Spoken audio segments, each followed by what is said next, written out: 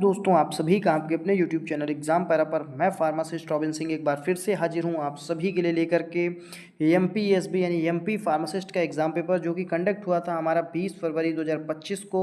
और काफ़ी अच्छा स्टैंडर्ड है क्वेश्चंस का, हमेशा कुछ नए और अच्छे क्वेश्चंस लाते हैं MP फार्मासिस्ट जो बोर्ड है वहाँ का।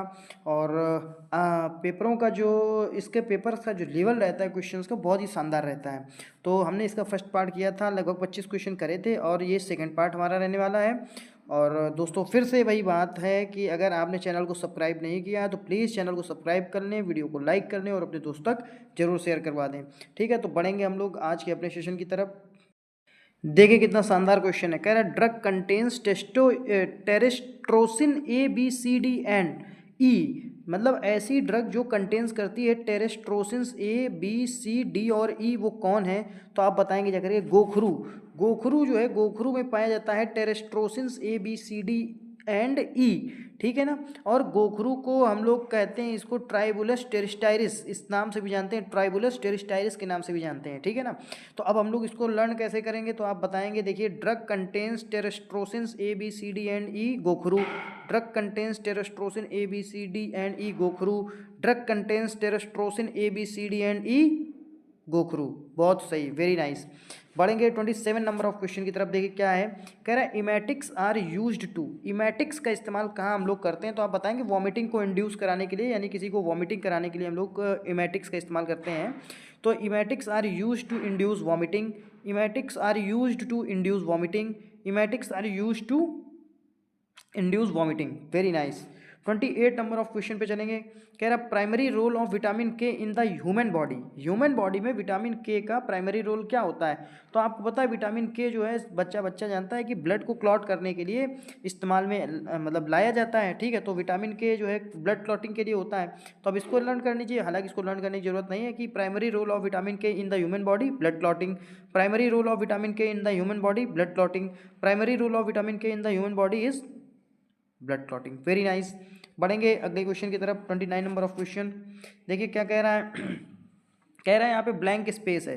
Chemical contraceptive method works by immobilising sperm. अब इसका मतलब ये है कि विच केमिकल कॉन्ट्रासेप्टिव मेथड, कौन सा केमिकल कॉन्ट्रासेप्टिव मेथड ऐसा है जो वर्क करता है बाय इमोबिलाइजिंग स्पर्म, स्पर्म को इमोबिलाइज करके।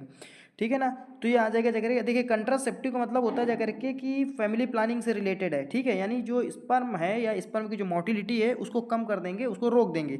तो बस सीधी सी बात है, इमोबिलाइजिंग। मोबिलाइजिंग का मतलब है जाकर के एक तरीके से वो मूवमेंट करेगा, और इमोबिलाइजिंग मतलब उसको मूवमेंट को रोक देंगे। ठीक है, ऐसे समझेंगे। तो स्पर्मिसाइड्स होता है जाकर के, एक जैसे होता है ना जर्मीसाइड्स। जर्मीसाइड्स का मतलब, साइड्स का मतलब होता है जाकर के किल करना, यानी जो जर्म को किल करे उसको कहते हैं जर्मीसाइड, और जो स्पर्म को किल करे उसको कहेंगे स्पर्मिसाइड्स। ठीक है ना। तो अब यहाँ पे क्या आ गया इसको लर्न कैसे करेंगे? कह रहा है which chemical contraceptive method works by immobilising sperm, answer करेंगे spermicide. Which chemical contraceptive method works by immobilising sperm, spermicide. Which chemical contraceptive method works by immobilising sperm, spermicide. ठीक है, बहुत अच्छे। बस इसी तरीके से हम लोग पढ़ेंगे। क्वेश्चन नंबर 30 देखिए क्या कह रहा है। कह रहा है कि why are antidotes containing magnesium hydroxide combined with aluminium hydroxide. कह रहा है जो एंटीडोट्स होते हैं, ठीक है ना, वो उसमें क्यों जो है मैग्नीशियम हाइड्रोक्साइड जो है कंबाइंड करके दिया जाता है एल्युमिनियम हाइड्रोक्साइड के साथ। ठीक है ना। Why are antidotes containing magnesium hydroxide with aluminium hydroxide. तो आप बताएंगे जा करके to minimise side effect like diarrhoea और कॉन्स्टिपेशन, जिससे वो उनका जो साइड इफेक्ट है डायरिया और कॉन्स्टिपेशन का जो साइड इफेक्ट होता है उसको मिनिमाइज किया जा सके। ठीक है ना। तो why are antidotes containing magnesium hydroxide combined with aluminium hydroxide, आप आंसर करेंगे to minimise side effect like diarrhoea और constipation. Why are antidotes containing magnesium hydroxide combined with aluminium hydroxide to minimise side effect like diarrhoea और constipation. Why are antidotes containing magnesium hydroxide combined with aluminum hydroxide to minimize side effect like diarrhea और constipation? बस सीधे सीधे हमको learn हो गया। बढ़ेंगे अगले क्वेश्चन की तरफ। क्वेश्चन नंबर 31 देखिए क्या कह रहा है।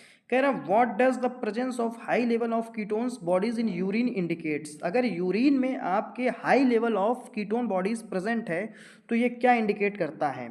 तो आप बताएंगे जाकर के डायबिटीज़ मेलाइटस, यानी डायबिटीज़ मेलाइटस की कंडीशन मतलब होगी उस समय ह्यूमन बॉडी में हाई लेवल ऑफ कीटोन्स होगा जाकर के, जो कीटोन का लेवल है वो बहुत ज़्यादा हाई होगा अगर डायबिटीज़ मेलाइटस की कंडीशन होगी। तो बस सीधे सीधे लर्न कर लेंगे कि what does presence of high level of ketone bodies in urine indicates diabetes mellitus. What does, why does नहीं, what does the presence of high level of ketone bodies in urine indicates diabetes mellitus. What does the presence of high level of ketone bodies in urine indicate diabetes mellitus. अब diabetes mellitus में होता क्या है, diabetes mellitus में pancreas में जो beta cells होती हैं हमारी, ठीक है ना, जो इंसुलिन को बनाती हैं जा करके, तो या तो ये इंसुलिन बना नहीं पा रही होती हैं, बीटा सेल कम हो गई होती हैं, ठीक है, या बीटा सेल उतना ही है, उतनी ही मात्रा में है, लेकिन ये इंसुलिन भी बना रही, लेकिन ये इंसुलिन जो है ये रेजिस्टेंस हो जाता है जा करके, क्या हो जाता है, इंसुलिन जो है हमारा रेजिस्टेंस हो जाता है। अब इंसुलिन रेजिस्टेंस हो गया तो वो पता चला ग्लूकोज जो है, ग्लूकोज को सेल के अंदर डालना ही नहीं, मतलब डाल ही नहीं पा रहा है, ये आई सेल है, यहाँ से ग्लूकोज उठा करके इसके अंदर डालना चाहिए। इंसुलिन का काम है कि यहाँ से ग्लूकोज को उठाया ब्लड से और उसको सेल के अंदर डाल दिया। अब ये पता चला सेल जो हमारी है ये रेजिस्टेंस हो गई, यानी अब ये इंसुलिन जितनी मात्रा में इंसुलिन चाहिए होता था अब उससे ज़्यादा मात्रा में इंसुलिन चाहिए, तो इंसुलिन ज़बरदस्ती उठा करके इस सेल में ग्लूकोज को डाले, ठीक है। तो ये होता है जाकर डायबिटीज़ मेलाइटिस की कंडीशन। तो यहाँ पे क्या होता है, मैंने बताया आपको, पैनक्रियाज जो है हमारा या तो काम करना बंद कर देता है, बीटा सेल्स की संख्या कम हो जाती है, या बीटा सेल्स की संख्या उतनी ही रहती है और ग्लूकोज जो है रेजिस्टेंस हो जाता है जाकर के, या सॉरी इंसुलिन रेजिस्टेंस हो जाता है जाकर के, ग्लूकोज रेजिस्टेंस नहीं, इंसुलिन रेजिस्टेंस हो जाता है, ठीक है। तो पढ़ेंगे 32 नंबर ऑफ। और एक क्वेश्चन और आता है कि इंसुलिन की खोज किसने की, तो इंसुलिन की खोज करी थी जाकर बेंटिंग एंड बेट्स ने। बेंटिंग एंड बेट्स ने सबसे पहले जो है इंसुलिन की खोज करी थी जाकर के, कहाँ कहाँ, लैब में, ठीक है, लैब में, आर्टिफिशियली अगर देखा जाए तो लैब में सबसे पहले बेंटिंग एंड बेट्स ने जो है इंसुलिन की खोज करी थी। अब देखिए 32 नंबर ऑफ क्वेश्चन क्या कह रहा है, कह रहा है expectorant are used as. Expectorant का काम क्या होता है, एक्सपेक्टोरेंट का वर्क होता है जाकर के जो कफ है उसको एक्सक्रीट आउट करना बॉडी से, तो यहाँ पे आ जाएगा रिमूवल ऑफ कफ, ठीक है ना। तो expectorant are used as removal of cough, expectorant are used as removal of cough, expectorant are used as removal of cough. 33 number of question देखिए क्या कह रहा है, कह रहा है ferrous sulphate is used to treat. Ferrous sulphate का इस्तेमाल किसको ट्रीट करने के लिए किया जाता है, तो आप बताएंगे जब भी कभी किसी को एनीमिया हो जाए, किसी को ब्लड की कमी हो जाए या हीमोग्लोबिन की कमी हो जाए, सीधी सी बात है, देसी भाषा में यही कहेंगे, तो एनीमिया हो जाए, तो एनीमिया को ट्रीट करने के लिए फेरस सल्फेट का इस्तेमाल करते हैं। तो ferrous sulphate is used to treat anaemia, ferrous sulphate is used to treat anaemia, ferrous sulphate is used to treat anaemia.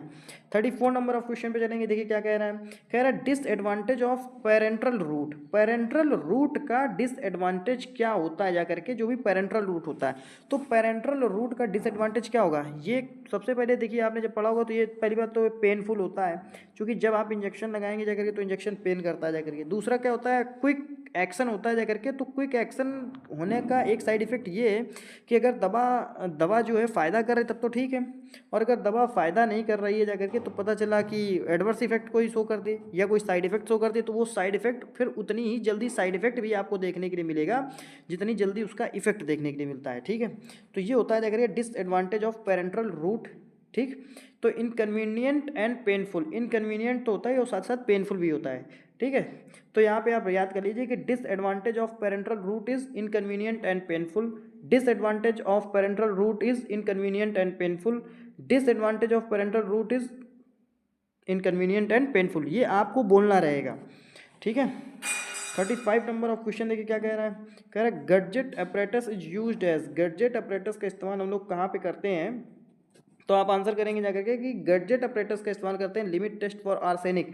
Arsenic के लिमिट टेस्ट में हम लोग गैजेट अपरेटस का इस्तेमाल करते हैं। तो सीधे सीधे लर्न करेंगे, Gutzeit apparatus is used as limit test for arsenic, Gutzeit apparatus is used as limit test for arsenic, Gutzeit apparatus is used as limit test for arsenic. तीसरी बार में आपको खुद बोलना है और इसी तरीके से प्रैक्टिस करनी है। वीडियो देखिए और प्रैक्टिस करिए, आपको आधे से ज़्यादा चीज़ें वीडियो में ही याद हो जाएंगी। 36 नंबर ऑफ क्वेश्चन क्या कह रहा है, कह रहा है minerals is an essential cofactor for the enzymes carbonic anhydrase. देखिए जो एक एंजाइम्स होता है कार्बोनिक एनहाइड्रेज, ठीक है, उसमें कौन सा मिनरल हमारा एसेंशियल को फैक्टर होता है जाकर के, तो जो एंजाइम में कार्बोनिक एनहाइड्रेज, इसमें कौन सा मिनरल्स हमारा एसेंशियल होता है, तो आप बताएंगे जिंक, ठीक है ना। तो minerals is essential cofactor for the enzymes carbonic anhydrase, आप बताएंगे zinc. Minerals is an essential cofactor for the enzymes carbonic anhydrates, zinc. Minerals is an essential cofactor for the enzyme carbonic anhydrates, zinc. बढ़ेंगे अगले question की तरफ। 37 number of question, देखिए काफ़ी अच्छा question है। क्या कह रहा है, कह रहा है pharmacognosy is derived from two Greek words pharmakon and gignosko, the meaning words are. कह रहा है जो फार्माकोग्नोसी है वो ग्रीक के दो शब्दों से बना है। तो पहला शब्द है फार्माकोन, ठीक है, दूसरा शब्द है गिग्नोस्को, ठीक है। को यहाँ पे इन दोनों का मतलब क्या होता है जाकर के, तो बताएंगे जाकर के। फार्माकोन का तो मतलब हो गया जाकर के ड्रग, ठीक है ना, और गिग्नोस्को का मतलब हो गया जाकर के एक्वायर्ड नॉलेज ऑफ रिस्पेक्टिवली, यानी सीधी सी बात है एक्वायर्ड नॉलेज। ड्रग और ड्रग के लिए जो नॉलेज जरूरी होती है, एक्वायर्ड नॉलेज मतलब जो प्राप्त की हुई जानकारी होती है, ड्रग और उसके बारे में जो प्राप्त हुई जानकारी, इसको कहते हैं फार्माकोग्नोसी। तो दो शब्दों से मिलकर के बना है फार्माकोन प्लस गिग्नोस्को, ठीक है। फिर अगले क्वेश्चन की तरफ पढ़ेंगे जाकर के। 38 नंबर ऑफ क्वेश्चन क्या कह रहा है, कह रहा है is not a natural family planning method, family planning method जो कि नेचुरल नहीं है, ठीक है। इसमें देखिए कौन सा है हमारा, कह रहा है इंट्रा यूट्रीन डिवाइस, आईयूडी जो है ये जो है नेचुरल नहीं है। तो सीधे सीधे लर्न करेंगे कि is not a natural family planning method intra uterine device, is not a natural family planning method intrauterine device, is not a natural family planning method intrauterine device, intrauterine device, ठीक है। अब बढ़ेंगे IUD, इसको हम लोग short में कहते हैं आईयूडी, इंट्रायूट्रीन डिवाइस, ठीक। 39 नंबर ऑफ क्वेश्चन क्या कह रहा है, कह रहा है इंसुलिन स्टोर्ड एट टेम्परेचर। देखिए ये मैंने क्वेश्चन कई बार आपको बताया है कि सेंट्रल का जो फार्मासिस्ट का एग्जाम होता है उसमें इंसुलिन स्टोरेज टेम्परेचर में less than 1 degree Celsius, less than 1 degree Celsius, ठीक है ना। और ये देखिए ये स्टेट का है, तो स्टेट में देखिए वही बात है कि 2 to 8 डिग्री सेल्सियस। मैंने कई बार ये बात वीडियोस में बोली है कि इंसुलिन को जो है स्टेट में 2 से 8 डिग्री सेल्सियस मानते हैं। और अगर सेंट्रल का देने जा रहे हैं, शायद रेलवे में ही पूछा गया था एक बार, तो उन्होंने माना था लेस देन 1 डिग्री सेल्सियस। अब आपको अपने विवेक के आधार पर जो है आंसर लगाना है। अगर मान लो दोनों आ जाए और रेलवे पेपर देने जा रहे हो आप, तो आप फिर सीधे लेस देन 1 डिग्री सेल्सियस लगाना जा करके, ठीक है, क्योंकि रेलवे ने यही माना है एक बार। अब देखिए सीधे याद कर लीजिए कि insulin stored at a temperature 2 to 8 degree Celsius, insulin stored at a temperature 2 to 8 degree Celsius, insulin stored at a temperature 2 to 8 degree Celsius. 40 number of question देखिए क्या कह रहा है, कह रहा है ड्रग कंटेन्स राइसिनोलिक एसिड। कौन सी drug है जो राइसिनोलिक एसिड जिसमें मतलब होता है, कौन सी ड्रग में राइसिनोलिक एसिड होता है, तो फार्माकोग्नोसी का क्वेश्चन है। यहाँ पे आ जाएगा कैस्टर ऑयल, कैस्टर ऑयल में पाया जाता है राइसिनोलिक एसिड। तो सीधे से इसको लर्न करेंगे कैसे, drug contains ricinoleic acid castor oil, drugs contain ricinoleic acid castor oil, drugs contain ricinoleic acid, अब आप बोलेंगे castor oil. Very nice, very good. दोस्तों अगर अभी तक आपने हमारे इस चैनल एग्जाम पैरा को सब्सक्राइब नहीं किया है तो प्लीज़ हमारे इस चैनल एग्जाम पैरा को सब्सक्राइब कर लीजिए और इसको लाइक भी कर लीजिए और वीडियो को शेयर भी कर लीजिए अपने दोस्तों के साथ। जो भी आपका कॉलेज का ग्रुप हो, जहाँ भी कोई ग्रुप हो, वहाँ पे आप इस वीडियो को शेयर करिए और अपने साथ साथ अपने दोस्तों की तैयारी को भी मजबूत बनाइए। हालांकि मुझे पता है कि आप लोग सोचते होंगे कि दोस्तों को भी यार याद होने लगेगा, अभी कंपटीशन बढ़ जाएगा, लेकिन ऐसा नहीं करना है। थोड़ा थोड़ा जो है पुण्य कमाते चलो सब लोग, ठीक है। तो ये अपना हो गया भैया, चैनल को सब्सक्राइब कर लो यार, ठीक। अब देखिए 41 नंबर ऑफ क्वेश्चन क्या कह रहा है, कह रहा है role of implants in hormonal therapy. Hormonal therapy में इम्प्लांट्स का रोल क्या होता है। देखिए देखिए इम्प्लांट्स होते क्या है, इम्प्लांट्स की कैटेगरी होती है जाकर के स्लो एक्शन इनका होता है जाकर के स्लो प्रोलॉन्ग्ड एक्शन, यानी धीरे धीरे एक्शन करेंगे और लंबे समय तक के लिए एक्शन होता है।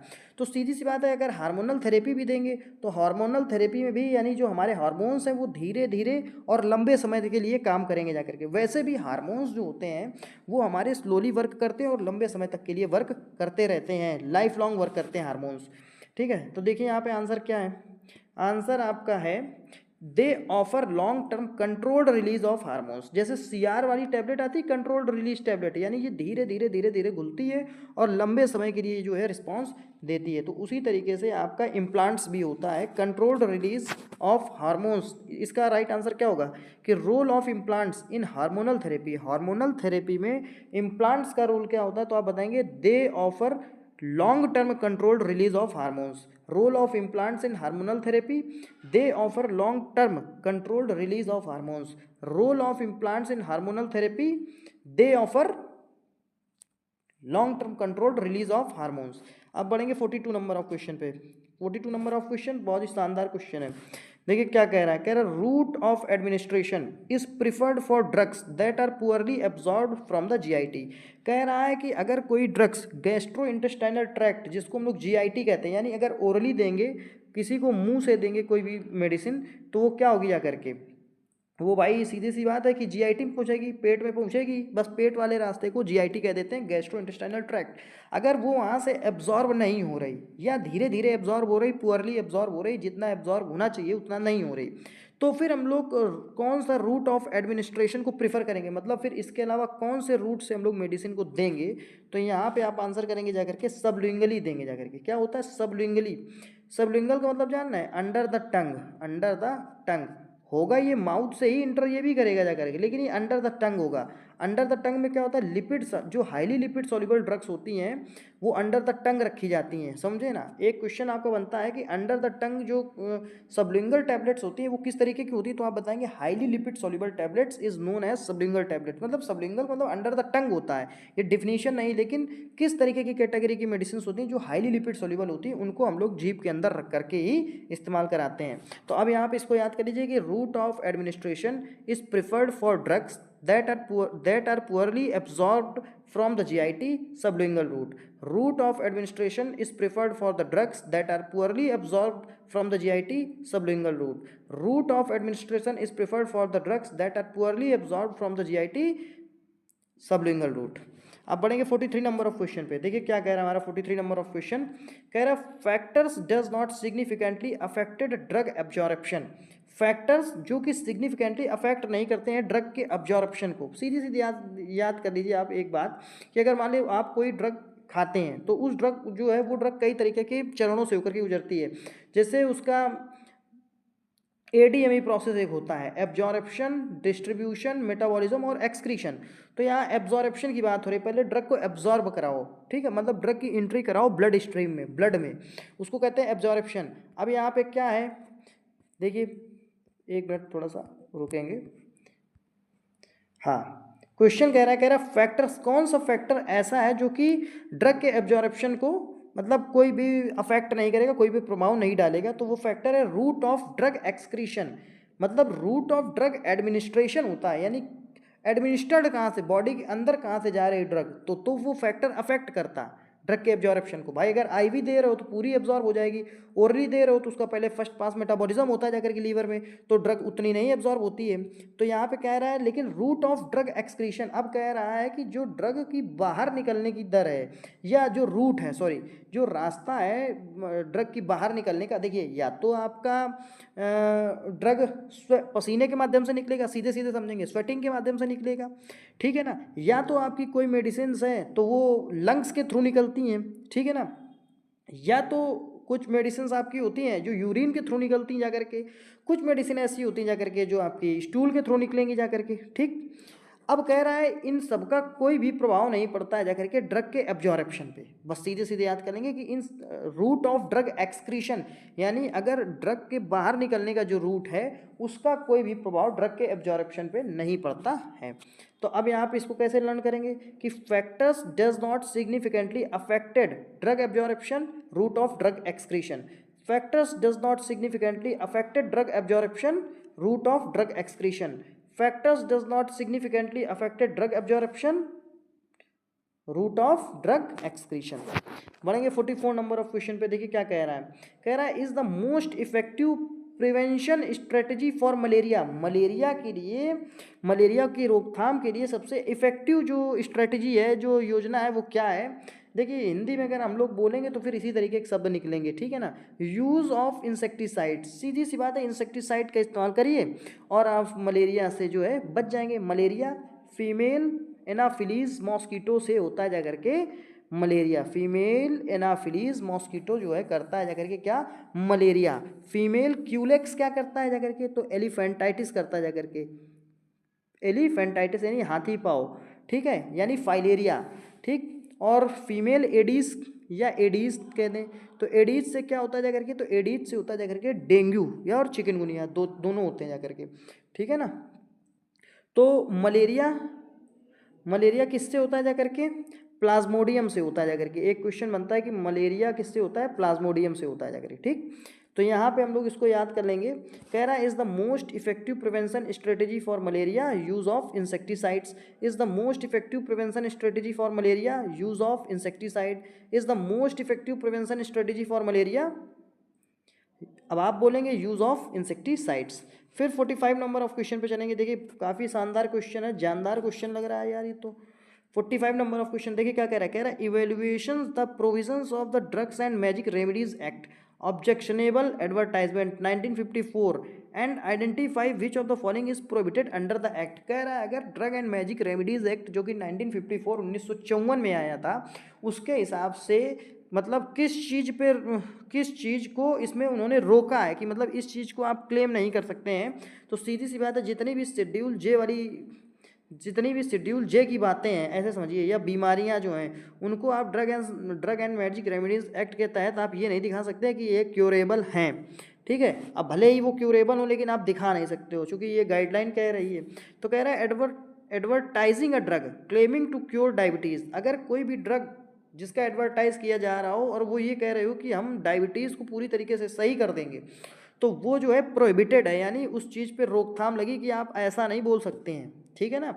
Drug and magic remedies act 1954 जो कि ऑब्जेक्शनेबल एडवर्टाइजमेंट पे मतलब रोक लगाता है जाकर के, जिन पे ऑब्जेक्शन किया जा सके, ऐसे एडवर्टाइजमेंट जिन पे ऑब्जेक्शन किया जा सके, उनके हिसाब से क्या है कि अगर आप कोई भी मेडिसिन ये कह रहे हैं कि हम डायबिटीज़ को सही कर देंगे, तो वो ऐसा नहीं कर सकते हैं, ठीक है। मतलब ये चीज़ प्रोहिबिटेड है कि आप इस तरीके से नहीं कह सकते कि हम डायबिटीज़ को सही कर सकते हैं। डायबिटीज़ हो गई, कैटरैक्ट हो गए, ठीक है, एड्स हो गया, HIV हो गया, HIV वायरस सॉरी एड्स हो गया आपका, ठीक है ना। तो ये कुछ बीमारियां ऐसी हैं जिनको आप क्लेम नहीं कर सकते हैं, और ये यहाँ पे drug and magic remedies act की बात करी गई है। और मैंने जो बीमारियां आपको गिनाई ये शेड्यूल जे वाली बीमारियां हैं, इनक्यूरेबल डिसीज, ठीक है। तो ये यहाँ पे आ गया जा करके आपका 46 नंबर ऑफ क्वेश्चन। देखिए क्या कह रहा है, अब इसको याद करवाएं। Evaluation the provision of the drug and magic remedies act 1954 and identify which of the following is prohibited under the act. आप बताएंगे advertising a drug claiming to cure diabetes. Evaluation the provision of the drugs and magic remedies act 1954 and identify which of the following is prohibited under the act. आप बताएंगे advertising a drug claiming to cure diabetes. Evaluation the provision of the drugs and magic remedies act 1954 and identify which of the following is prohibited under the act. आप बताएंगे advertising a drug claiming to cure diabetes. अब अगला question देखिए क्या कह रहा है, कह रहा है विच of the following method enhance the excretion of a weakly acidic drug like aspirin. कह रहा है विच ऑफ द फॉलोइंग मेथड, यानी इनमें से कौन सा मेथड, इनहांस का मतलब बढ़ाना, एक्सक्रीशन का मतलब बाहर निकालने की प्रक्रिया को बढ़ाना, of a weakly acidic drug like aspirin, मतलब कोई भी वीक कोई एसिडिक ड्रग है, ऐसी ड्रग जो एसिडिक है और वो वीक एसिडिक है, मतलब वो कमज़ोर एक एसिड है, ठीक है ना, और उसको हमें उसके एक्सक्रीशन को बाहर निकालना है, यानी उसको बॉडी से हमें बाहर निकालना है, और ये बाहर निकालने की जो दर है इसको और बढ़ा दें। तो उसके लिए जैसे कि एस्प्रिन, अब इन्होंने कहा कि जैसे लाइक एस्प्रिन, जैसे एस्प्रिन जो है हमारी एक वीक एसिडिक ड्रग है और इसके एक्सक्रीशन को बॉडी से हमें बढ़ाना है, तो कौन सी ड्रग का इस्तेमाल करेंगे। तो आप बताएंगे जा करके कोई बेसिक ड्रग इस्तेमाल कर सकते हैं, या एल्कनाइजेशन ऑफ यूरिन, अगर यूरिन का एल्कनाइजेशन आप कर दें, ठीक है, यूरिन का एल्कनाइजेशन कर दें, यानी यूरिन को आप बेसिक बना दीजिए, क्षारीय बना दीजिए, तो जो ड्रग है एस्प्रिन की तरीके से वो जो है जल्दी आउटपुट हो जाएगी, ठीक है। तो अब देखिए इसको याद कर लीजिए, which of the following methods enhance the excretion of a weakly acidic drug like aspirin. तो आप बताएंगे alkalinization of urine. Which of the following methods enhance the excretion of weakly acidic drug like aspirin, alkalinization of urine. Which of the following methods enhance the excretion of weakly acidic drug like aspirin, alkalinization of urine. फिर बढ़ेंगे 47 number of question की तरफ। देखिए क्या कह रहा है, कह रहा है इज नॉट अ टिट्रीमेट्रिक मेथड। समझ रहे हो, टिट्रेशन के बारे में आप लोगों ने सुना है, टिट्रेशन एसिड बेस्ड टिट्रेशन होता है, और जो ये टिट्रेशन वाला मतलब एक प्रोसेस होता है, तो कह रहा है इज नॉट अ टिट्रीमेट्रिक मेथड। इनमें से टाइट्रीमेट्रिक मेथड या टेट्रीमेट्रिक मेथड, जो भी आप बोलना चाहो बोलो, इनमें से कौन सा नहीं है, तो आप बताएंगे जाकर के। देखिए ये आ गए आपके, fluorometry is not a titrimetric method. ठीक है, तो इसको पहले याद कर लो कि is not a titrimetric method fluorometry, is not a titrimetric method fluorometry, is not a titrimetric method fluorometry. अब कौन कौन से टिट्रेशन होते हैं या टेट्रीमेट्रिक मेथड में कौन कौन से आते हैं, तो आप बताएंगे कॉम्प्लेक्सोमेट्रिक टिट्रेशन होता है, एसिड बेस टिट्रेशन होता है और प्रिसिपिटेशन होता है। तो तीन तरीके के टिट्रेशन यहाँ पे जो ऑप्शन के हिसाब से आपको दिए गए थे वो हैं, जैसे complexometric titration, acid base titration होता है, प्रिसिपिटेशन होता है। ठीक है, कौन कौन से होते हैं, कॉम्प्लेक्सोमेट्रिक, एसिड बेस और प्रेसिपिटेशन, ये टिट्रेशन हमारे होते हैं। फिर पढ़ेंगे 48 नंबर ऑफ क्वेश्चन। देखिए क्या कह रहा है, कह रहा है agonist combine with receptor to produce. जो एगोनिस्ट होते हैं वो कंबाइंड जुड़ जाते हैं जाकर के रिसेप्टर के साथ। जैसे जो एगोनिस्ट है ये रिसेप्टर के साथ जुड़ जाएगा जाकर के। ठीक है, तो एगोनिस्ट क्या करते हैं जाकर के, क्यों क्या प्रोड्यूस करते हैं, क्यों जुड़ते हैं, तो फार्माकोलॉजिकल एक्शन, जिससे मतलब ड्रग जो है अपना फार्माकोलॉजिकल एक्शन शो कर पाए। मान लो अगर बुखार की दवा है तो फार्माकोलॉजिकल एक्शन उसका होगा बुखार को कम करना। ठीक है, गैस की दवा है तो फार्माकोलॉजिकल एक्शन होगा कि गैस की एसिडिटी को रिड्यूस करना। ठीक है, इसी तरीके से तो कह रहा है agonist combine with receptor to produce pharmacological action, agonist combine with receptor to produce pharmacological action, agonist combine with receptor to produce pharmacological action. आप पढ़ेंगे 49 नंबर ऑफ क्वेश्चन पे। देखिए क्या कह रहा है, कह रहा है in chloride limit test the reagent added for precipitation is. कह रहा है क्लोराइड के लिमिट टेस्ट में जो रिएजेंट हम लोग ऐड करते हैं प्रेसिपिटेशन के लिए वो कौन सा होता है, तो आप बताएंगे जाकर के silver nitrate AgNO3, AgNO3, AgNO3। ठीक, तो सीधे सीधे याद कर लीजिए कि in chloride limit test the reagent added for precipitation is silver nitrate, in chloride limit test the reagent added for precipitation is silver nitrate, in chloride limit test the reagent added for precipitation is silver nitrate. Very nice, बहुत अच्छा, आप लोग बहुत अच्छा पढ़ रहे हैं, बहुत ही अच्छा लर्न कर रहे हैं आप लोग।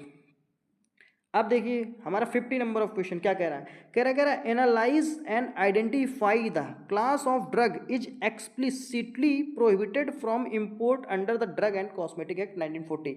कह रहा है एनालाइज, मतलब देखिए इस पूरे क्वेश्चन को ऐसे समझिए, कह रहा है analyse and identify the class of drug, कह रहा है उस क्लास ऑफ ड्रग को ढूंढिए, मतलब उस मेडिसिन की क्लास को ढूंढिए।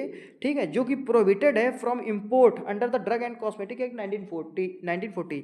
ड्रग और कॉस्मेटिक एक्ट जो है 1940 के तहत कोई ऐसी दवा जो प्रोहिबिटेड है, मतलब जिस पे रोक लगी है इंपोर्ट करने पे, मंगाने पे, कि हम उसको बाहर से मंगाएं और उस पर रोक लगी है, तो वो कौन सी मेडिसिन है, तो आप बताएंगे जाकर के क्या, drugs that do not meet prescribed standard of quality. तो सीधी सी बात भैया कि जिस क्वालिटी की मेडिसिन हमको चाहिए है, बात समझिए, अगर उस क्वालिटी या उस स्टैंडर्ड की मेडिसिन नहीं होगी तो हम लोग उसको इंपोर्ट नहीं करेंगे, मंगाएंगे नहीं। सीधी सी बात है, खराब आइटम कौन मंगाना चाहता है। अब विदेश से तुम पैसा खर्चा करो और मंगा लो बेकार आइटम, तो क्या फ़ायदा उसका। तो पहले से ही लिख दिया गया कानून में कि भैया अगर तुम मंगाना चाहो ऐसी कोई मेडिसिन जिसकी क्वालिटी स्टैंडर्ड के हिसाब से नहीं होगी, हमारे स्टैंडर्ड के हिसाब से नहीं होगी, और तुम उसको इंपोर्ट करना चाहो तो आप उसको इंपोर्ट नहीं कर पाएंगे, वो प्रोहिबिटेड है इंडिया में, उस पर निषेध है, उस पर रोक लगी है, सीधी सी बात है।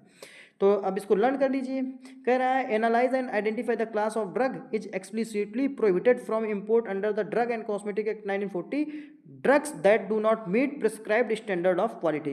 कह रहा है analyse and identify the class of drug is explicitly prohibited from import under the drug and cosmetic act 1940, drugs that do not meet prescribed standard of quality. Analyze and identify the class of drug is explicitly prohibited from import under the Drug and Cosmetic Act 1940। अब आप लोग बोलिए, drugs that do not meet prescribed standard of quality. तो दोस्तों ये थे हमारे आज के 25 क्वेश्चन, और अब इसका अगले 25 क्वेश्चन या 30 क्वेश्चन जो भी रहेंगे वो मैं आपको सीधे कंप्लीट करा करके, और इस पेपर को जो है इसके जो टेक्निकल क्वेश्चंस हैं मध्य प्रदेश फार्मासिस्ट एग्जाम के, इसको मैं कंप्लीट करूंगा। और दोस्तों अगर आपको वीडियो अच्छा लगा हो तो प्लीज़ हमारे इस चैनल एग्जाम पर सब्सक्राइब कर लीजिए, वीडियो को लाइक कर लीजिए और अपने दोस्तों तक जरूर शेयर कर लीजिए। और देखिए सब्सक्राइब करने में आपका कुछ जाता नहीं है, सब्सक्राइब तो जरूर करिए, वीडियो को लाइक भी कर दीजिए और चैनल को जो है सब्सक्राइब करिए और अपने दोस्तों तक जरूर शेयर करिए। ठीक है, तो thanks for watching the video, thank you so much.